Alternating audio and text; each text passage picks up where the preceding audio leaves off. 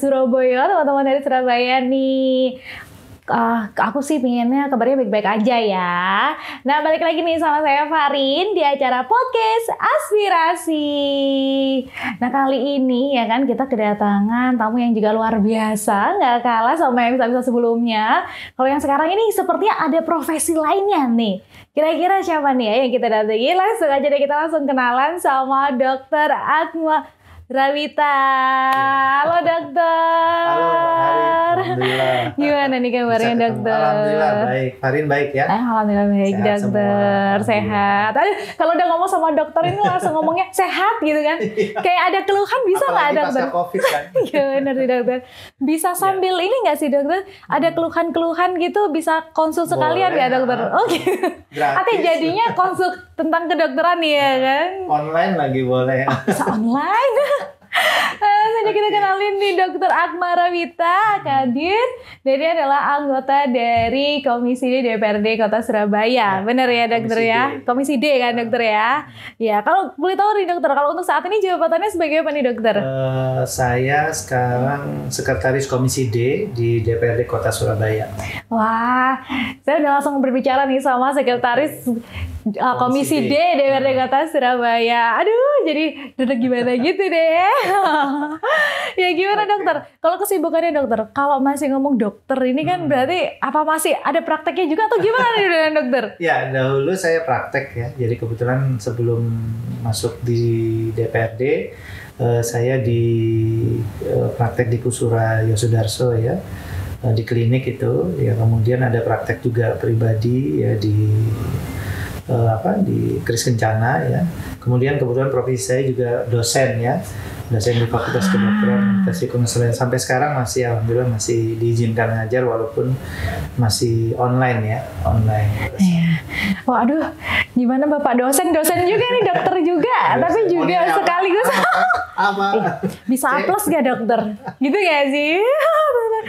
Nih, tapi kalau untuk ini dokter, kesibukannya ini berarti semakin bertambah nggak sih dokter dengan adanya sekarang juga DPRD juga, Iya, gimana dokter? Jadi kalau praktek otomatis off dulu, paling menggantikan aja. Tapi kalau dosen beberapa kali kita karena masih online masih bisa ya ngajar, dan memang aktivitas sehari-hari kita ya antara warga kemudian ke DPRD, warga ke DPRD itu aja terus bolak-balik aja. Jadi kita lebih banyak memang mendekati warga ya. Kita mengaspirasi keluhan-keluhan warga, bagaimana keluhannya dan kita cari solusinya seperti itu. Oh gitu. Bedanya kalau dulu keluhannya keluhan penyakit apa gitu ya ke masyarakat gitu. Juga ngeluhin penyakit. Oh, iya. Oh ini ada nilai plusnya ya. Jadi bisa sekaligus cari tahu dokter saya sakit apa, dok saya pusing gitu dokter ya sekalian ya dokter. Kalau yang itu bisa langsung dieksekusi obatnya ini. Gitu. Oh. Tapi kalau keluhan yang lain itu harus. Wah itu organisasikan. Ya. Tapi sekarang udah nilai plus ya dokter ya. Berarti udah nggak nanganin keluhan dari penyakit lagi, tapi juga keluhan dari warga masyarakat Surabaya sendiri nih. Nah ini dokter, ini kan sekarang lagi ada banyaknya isu dengan kemiskinan nih dokter. Tapi ngomong-ngomong masalah kemiskinan nih dokter, saya sempat baca nih dokter bahwa di Surabaya ini sempat turun drastis juga angka dari kemiskinan nih, hampir sekitar 80%. Wah gimana menurut dokter nih terkait dengan ini? Ya, jadi memang turun drastis itu menurut kita memang relatif ya. Memang kalau melihat dari angka, jadi dulu kan namanya MBR ya. Jadi MBR itu adalah masyarakat berpenghasilan rendah ya. Jadi kalau masalah berpenghasilan rendah, jadi belum berbicara tentang angka miskin dan tidak miskin. Nah, ketika MBR itu dipecah lagi menjadi miskin dan tidak miskin, berarti ada dua grup di sini. Ternyata ada yang memang miskin, yang angkanya kalau saya lihat 2022 November kemarin itu sampai ke kurang lebih 280 jiwa ya, 200-an ribu jiwa. Nah, ternyata ada juga yang memang dia tidak termasuk miskin tetapi sedikit di atas garis kemiskinan, yang kalau sekarang nih viralnya namanya pramiskin. Atau pragamis, pramiskin ya, pragakin bisa juga.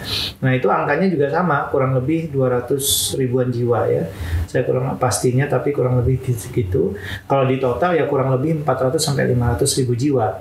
Nah kalau di total, nah ini makanya angka itu sebenarnya tidak menurun drastis. Jadi sebenarnya itu dipecah lagi dari MBR itu menjadi yang miskin dan pramiskin.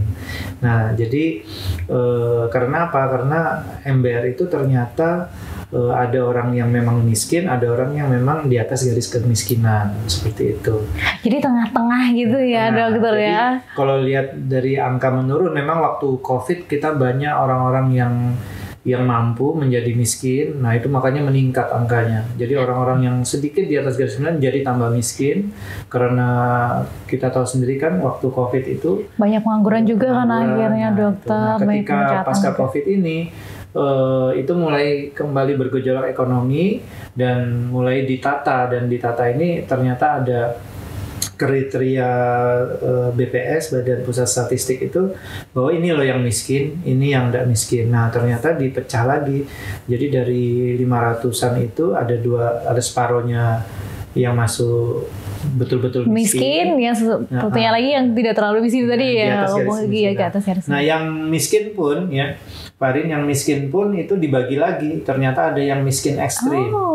Miskin ekstrim ini dia yang ada di dalam pemetaannya miskin, itu dia yang tidak bekerja dan tidak mampu memenuhi kebutuhan dasarnya.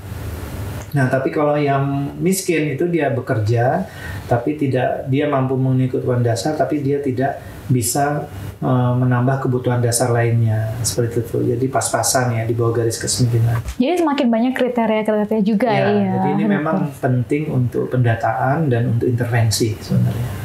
Oh gitu.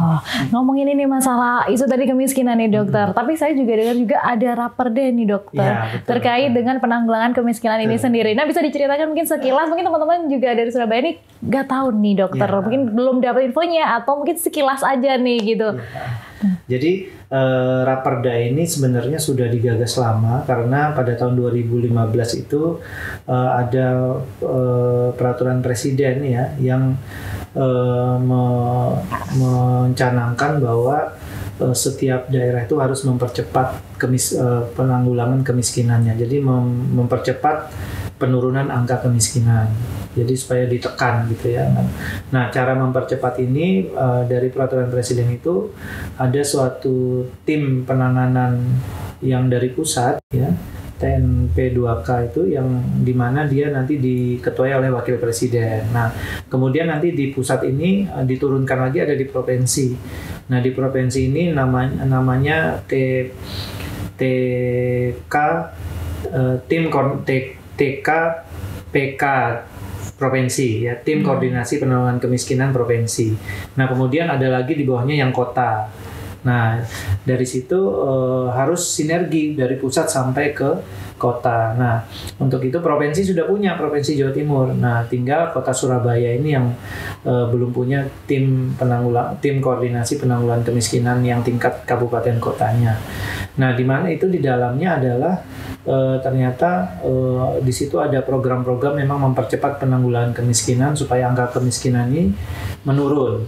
Nah program-program ini harus terintegrasi. Nah, di kota Surabaya ini sebenarnya sudah ada program-program itu, tetapi memang program-program di setiap dinas itu dikoordinasikan oleh Bapeda ya, Bapeda Litbang. Nah, di situ dia mengkoordinir. Nah, cuman koordinirnya kan masih belum tampak jelas ya.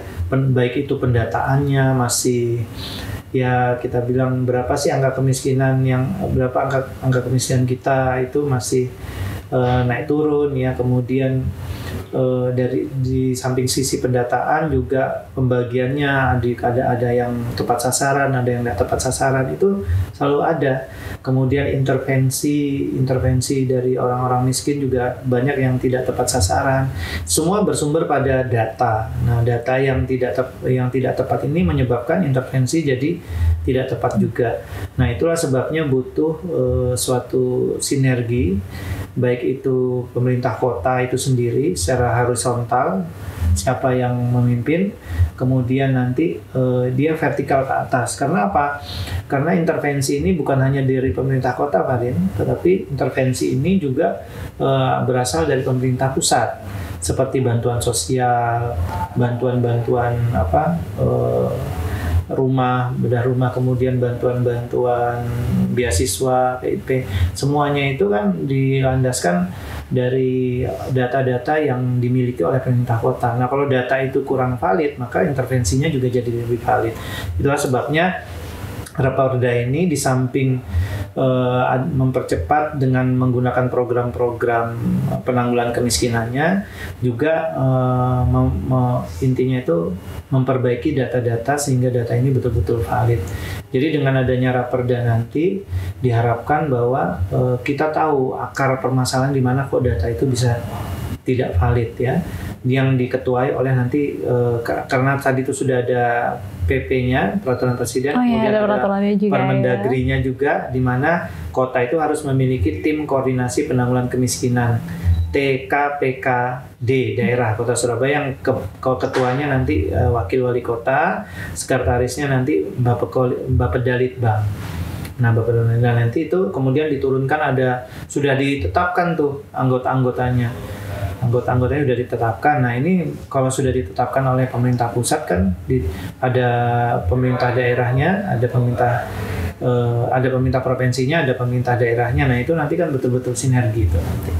Jadi biar agar semakin sinergi ya, semua elemen ini bisa jadi satu gitu untuk menanggulangi tadi tidak ya. Sendiri-sendiri kesannya nanti. Selama ini kan kita hanya berpedoman pada perwali saja. Nah, perwali ini kan tidak terlalu kuat ya, karena apa yang dicanangkan oleh pemerintah pusat itu harus sinergi dengan yang dilakukan oleh pemerintah daerah khususnya Kota Surabaya, seperti itu. Wah, kalau udah ngomongin masalah proses ini kan sepertinya memang diperlukan sekali gitu ya dokter ya. Tapi memang untuk prosesnya sendiri Raperda ini apakah sudah sampai sejauh mana sih untuk Raperda ini sendiri? Jadi kita sih kepingin Juni kemarin sudah rampung ya. Ternyata banyak kendalanya sebenarnya waktu ya. Jadi kita kemarin itu ada pembahasan pembahasan tentang pertanggungjawaban wali kota, kemudian sekarang ini ada lagi barusan LPJ juga ya, kemudian jadi mencari waktu untuk rapat ini memang agak sukar, tapi kita sebenarnya sudah masuk ke dalam, kita sudah konsolidasi dengan segala stakeholder yang ada, seluruh dinas sudah kita panggil, kemudian juga orang-orang yang terkait termasuk Basnas dan sebagainya kita panggil, dan sekarang kita sudah masuk dalam pasal-pasal ya. Nah, ini kita karena di sini juga barusan juga ada reses kemarin, dan barusan ini ada juga pembahasan laporan pertanggungjawaban ya. Nah, ini akhirnya baru mulai minggu ini kita mulai start lagi, jadi membahas pasal demi pasalnya. Seperti itu, sampai pasal-pasal lah. Sampai pasal-pasal. Ini kalau mungkin orang awam nih ya kan dokter, itu kira-kira paling kebanyakan pertanyaan adalah udah berapa persen sih kalau dari 100% gitu kan ya dok ya. Kalau dari menurut dokter sendiri udah sejauh berapa persen sih kira-kira aja sih dok? Kayaknya sudah 80%. Wah, udah 80% nih. Jadi ditunggu aja nih. Setelah ini akan ada dari perdanya sendiri ya terkait dengan penanggulangan kemiskinan ini. Tapi kalau boleh tahu nih ya dokter, mungkin bisa di-spill dikit gitu untuk mungkin pasalnya atau apa yang mungkin kira-kira akan pasti ada gitu. Kita nggak usah ngomongin yang pasti nggak ada ya kan ya dok ya. Kita ngomongin yang kira-kira pasti ada nih, apa nih, mungkin bisa di-spill. Sebenarnya sih dari 42 pasal itu yang jelas tadi ya, jadi harus ada tim koordinasi penanggulangan kemiskinan tadi yang ketuanya wakil wali kota ya. Penanggung jawabnya tetap Pak Wali Kota gitu. Nah, kemudian di samping ada tim itu yang nanti mengkoordinasikan semua OPD terkait. Nah, di dalamnya itu tentu saja ada lebih jelas lagi hak dan tanggung jawab. Hak tanggung jawab, jadi hak tanggung jawab warga miskin, kemudian hak tanggung jawab pemerintah kota, kemudian lagi ada proses penanggulangan, program penanggulangan kemiskinan itu lebih jelas di situ. Jadi sebenarnya program ini pendataan juga lebih jelas, dan ada di samping ada pendataan juga ada pengikut sertaan seluruh warga Surabaya, yaitu jadi baik itu dunia usaha, maupun masyarakat. Jadi masyarakat dan Indonesia ini diberi kebebasan untuk bahu-membahu bersama-sama dengan pemerintah kota untuk menanggulangi kemiskinan dengan program-programnya pastinya. Jadi contohnya ya Basnas itu nanti supaya tidak tumpang tindih dengan pemerintah kota. Jadi mungkin ada yang anggarannya di pemerintah kota kurang, nanti disupport oleh Basnas atau disupport oleh CSR ya. Tapi ada yang anggarannya cukup, nah nanti dari Basnas ini atau dari pihak swasta atau dari pihak usaha itu mensupport yang mana yang lain lagi seperti itu. Misalnya kuota rutilahu kurang, nah ini bisa disupport tambahan rutilahu dari mana kan kayak gitu. Itu jelas di situ dan dikoordinasikan di satu pintu ya. Iya. Ini mungkin yang belum tahu nih ya untuk teman-teman Surabaya sendiri, ini Dr. Ragma ini dia menjadi salah satu ketua pansusnya nih. Nah mungkin sebelum ini sampai dengan sudah di titik ditok gitu kan untuk perdanya, untuk pasal-pasalnya mungkin ada dari teman-teman nih, mungkin ada masukan atau saran, boleh banget nggak sih Dok? Boleh, gitu-gitu. Kita pansus terbuka kok. Jadi itu pansus terbuka, intinya semangatnya adalah sama ya kemarin. Jadi semangatnya itu untuk menekan jumlah kemiskinan. Jadi sebenarnya program itu kita bagi 3 kok ya sebenarnya. Jadi yang satu yaitu memberikan bantuan. Jadi bantuan itu dia mengurangi beban ya. Jadi bantuan itu intervensi macam-macam, baik itu dari pemerintah pusat maupun provinsi maupun daerah. Yang kedua, meningkatkan pendapatan mereka. Jadi meningkatkan pendapatan mereka itu dengan program-program, contoh kecil nih, padat karya diperbanyak, UMKM dibantu, jangan dipersusah ya. Jadi kayak gitu. Jadi khusus orang-orang kayak gini itu perlu diberi akses. Di situ di Perda itu jelas ya. Yang ketiga adalah memberikan mengurangi kantong-kantong daerah-daerah kemiskinan. Contohnya akses-akses jalan yang mereka itu ada banyak kemiskinan itu diperbaiki ya, alat komunikasi, internet, fasilitasnya, kemudian akses pendidikannya, akses kesehatannya, kemudian akses pekerjaan, ya mendapatkan pekerjaan secara mudah, itu semua kantong-kantong itu dipenuhi. Jadi kalau 3 ini dilaksanakan di dalam Raperda itu jelas ya terinci, nah itu otomatis itu bisa pasti akan menekan angka kemiskinan dan orang yang nanti tadi dekat dari garis kemiskinan dia tidak jatuh ke miskin tapi dia malah semakin mampu ya kan, dan orang yang nanti miskin dia keluar dari garis kemiskinan seperti itu. Wah, jadi semakin nggak sabar nih saya Dok ya untuk merasakan hasilnya ya kan dari Perda ini. Tapi sejauh ini semuanya aman kan Dokter, lancar-lancar aja kah atau mungkin sebenarnya banyak-banyak kendala juga gitu Dok? Kalau untuk pansus kendalanya memang waktu ya, jadi kita banyak bertubrukan dengan seperti yang tadi ya dikatakan dokter ya. Adanya reses, kan kita kan nggak mungkin ngadain rapat dalam keadaan reses ya. Nah ini, tapi ini mulai minggu ini kita mulai kebut lagi dan insya Allah bisa cepat selesai akhir tahun ini ya, mudah-mudahan sudah punya lah dan sudah di breakdown menjadi perwali ya. Nah yang perlu diperhatikan juga memang pemerintah kota dengan adanya Raperda ini betul-betul nanti bisa betul-betul memberikan inovasi yang baik ya, bagaimana yang 3 program tadi itu betul-betul dilaksanakan, jangan sampai setengah-setengah, karena nanti kalau setengah-setengah nanti ya itu tadi nggak bisa berhasil juga ya Dok ya. Perda. Dan memang kita juga punya punya peraturan Menteri Dalam Negeri dan peraturan Presiden, dan di situ menekankan, apalagi ada peraturan Presiden yang mengatakan bahwa tahun 2024 kita harus zero miskin ekstrim ya. Wah, ini 2024. Ya Dokter ya. Miskin ekstrim yang saya katakan tadi, yang ekstrim itu yang dia minimal dia harus jadi miskin, bukan ekstrim. Karena minimal dia tadi itu bekerja. Dia kan awalnya tidak bekerja, tidak bisa memenuhi kebutuhan dasarnya. Itu minimal dia naik ke 1 tingkat, dia sudah bekerja dan bisa memenuhi kebutuhan dasarnya ya. Itu yang paling itu apa? Sandang, pangan, dan papan. Benar. Paling nggak bisa tercukupi makan yang paling utama kayaknya ya Dok ya. Betul. Kalau ngomongin masalah raperdanya nih dok. Kira-kira kalau untuk yang sekarang udah dibahas sudah berapa pasal atau nanti mungkin akan berapa pasal nih kira-kira dok? Akan banyak sekali atau bagaimana dok? 50% ya pasal itu, tapi biasanya kan pasal-pasal yang penutupan atau apa kan itu enggak terlalu. Jadi ya saya bilang tadi ada 80% sampai 90% sudah kita godok ya. Jadi ada 42 pasal dan ini kemarin sudah terakhir sekitar pasal 20 ya. Pasal 20 dan memang pasal-pasal yang di tengah-tengah ini yang memang penting. Jadi kita tidak perlu yang paling intinya ini tadi ya dok ya. Karena bersinggungan dengan berbagai dinas terkait ya. Jadi kita harus hati-hati terutama pendataan warga miskin ini bagaimana supaya Raperda ini bisa memberikan pengikat.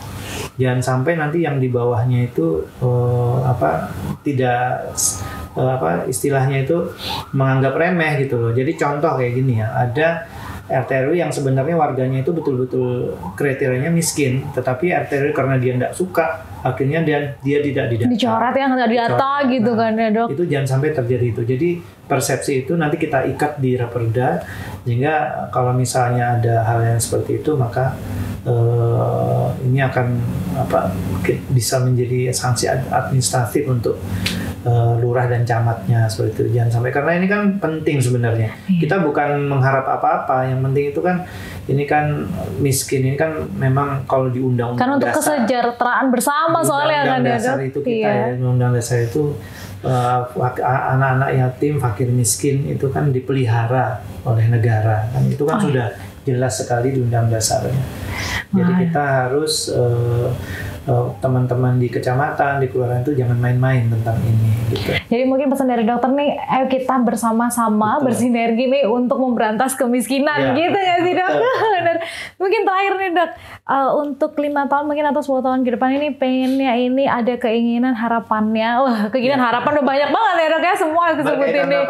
Iya, dengan gak Raperda aja sih dok, mungkin terkait dengan penanggulangan kemiskinan atau kemiskinan dan kesejahteraan dari masyarakat Surabaya sendiri khususnya dok. Mungkin ada harapan dan pesan gitu mungkin dokter bisa silakan dijawabkan dok. Jadi harapan saya ya Mbak Karin, jadi Raperda ini merupakan satu akar, bisa melebur akar permasalahan dari kemiskinan, karena apabila angka kemiskinan ini nanti menurun atau dapat ditekan, itu nanti pasti akan dapat menekan angka-angka yang lainnya. Contoh angka kesehatan akan meningkat ya, karena lingkungannya sudah sehat kan, dia dibantu ruti lahu, dibantu rumahnya jadi bersih, terus makanannya sudah cukup, berarti stuntingnya akan menurun ya.